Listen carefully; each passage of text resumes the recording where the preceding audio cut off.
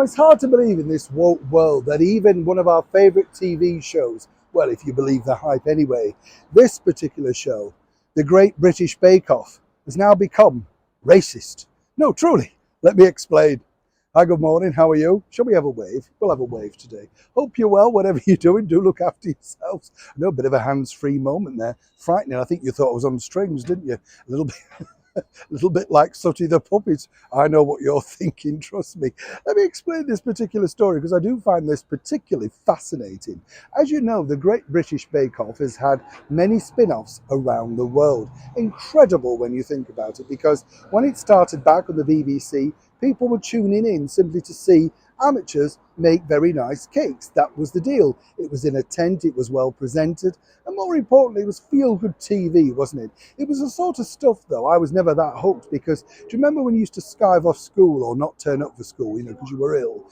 And those were the sort of programs that used to be on when you were off school. Now, apparently, they're primetime entertainment. You see, I remember when I used to have time off school, there was Farmhouse Kitchen with Dorothy Slayholm. Do you remember her? Absolutely. Now over on the Great British Bake Off, they've been hit with something of a racist moment. They've got a brand new host in the This Morning star, use that term loosely, Alison Hammond. She's replacing Prue Leith.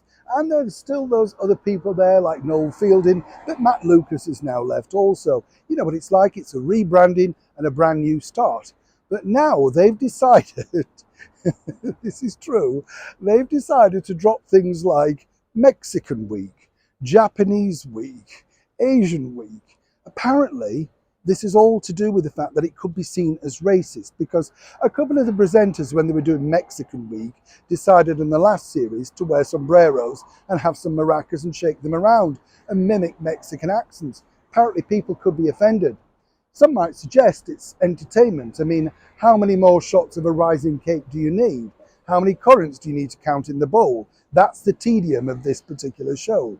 But it's fascinating to think, isn't it, that the woke glitterati are sucking their life, quite literally, even out of fun shows like the Great British Bake Off. Now, I don't know about you, I'd really love to know your comments, literally in the comments below. Would you now carry on watching this by the fact that they're taking away, literally, all the fun that was the great part, the bit of a comedy element of the show? And with this new host, Alison Hammond, can she really now turn it around and make the viewers come back? Because let me tell you, ratings are at an all-time low. And by taking the only fun bits away, seemingly, they're hoping that this particular cake, this time around, will certainly not rise.